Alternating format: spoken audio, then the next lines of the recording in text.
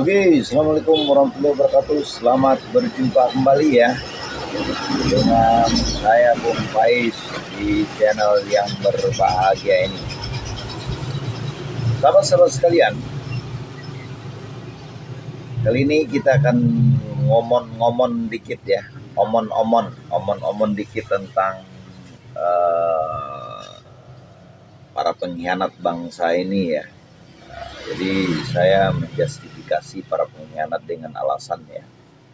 Kita ingat ya, di awal kita meneriakan reformasi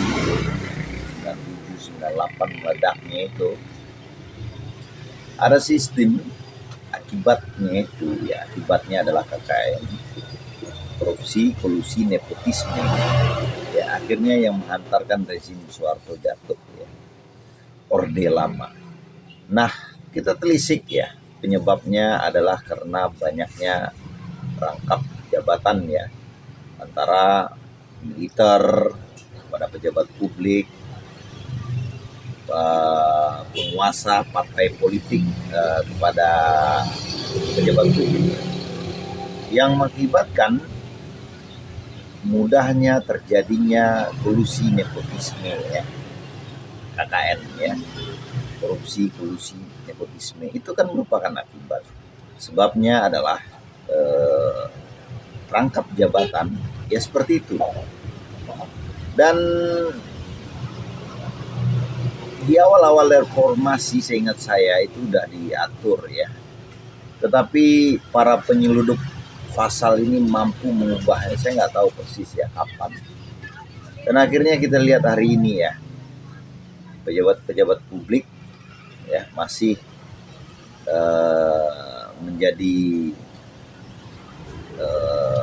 partai politik, atau mungkin juga ya pejabat partai politik, atau mungkin juga masih ada militer aktif ya, mungkin ya.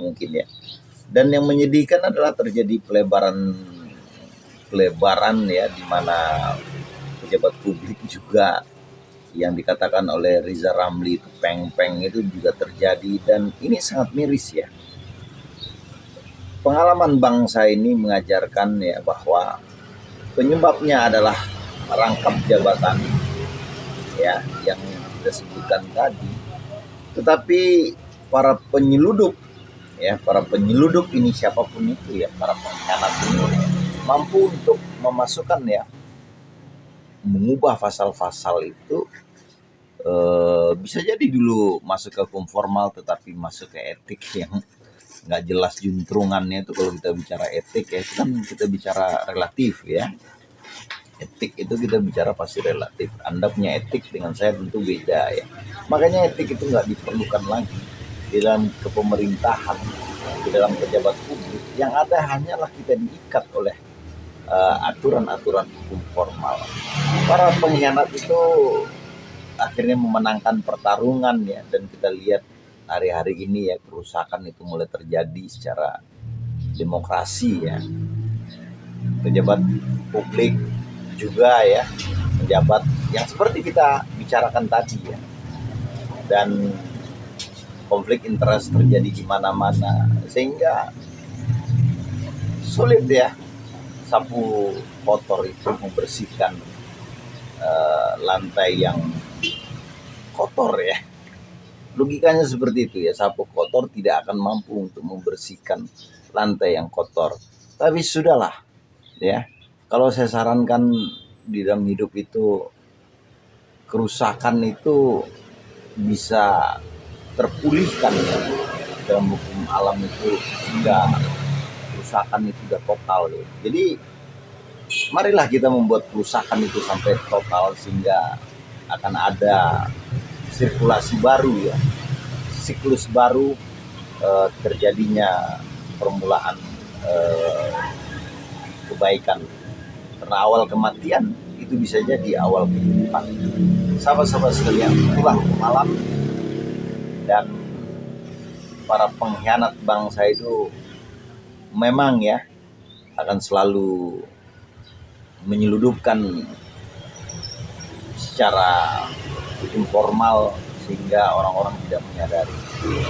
Sahabat-sahabat sekalian, kalau kita lihat juga di kalau nggak salah Bung Karni Ilyas itu, Prof Yusril juga udah mengaku gagal ya untuk mengarsitektin hukum di Indonesia ini.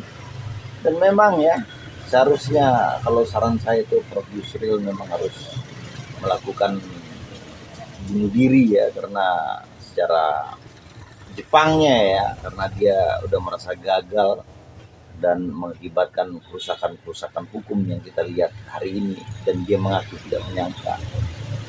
Dan seharusnya kalau dia bermental satria harusnya seperti itu ya.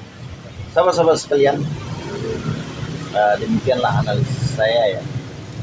Terlepas ya ada niat atau tidak ada niat Prof Yusril ya, kalau kita bicara secara etik kembali ya, yang mengandung relativisme ya, Prof Yusril harus melakukan itu, tetapi secara hukum formalnya tidak ada ya, sehingga Prof Yusril harus tetap diselamatkan ya.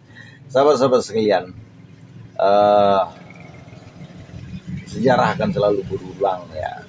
Kita pernah berjuang di 98 ya, bertaruh nyawa ya, dan hari ini kita lihat ya, pengulangan sejarah itu terjadi karena kita lupa membaca sejarah atau memahami makna-makna esensial dan substansi daripada yang terjadi pada dunia. Akhir kata, bila tahu tidak ada Islam,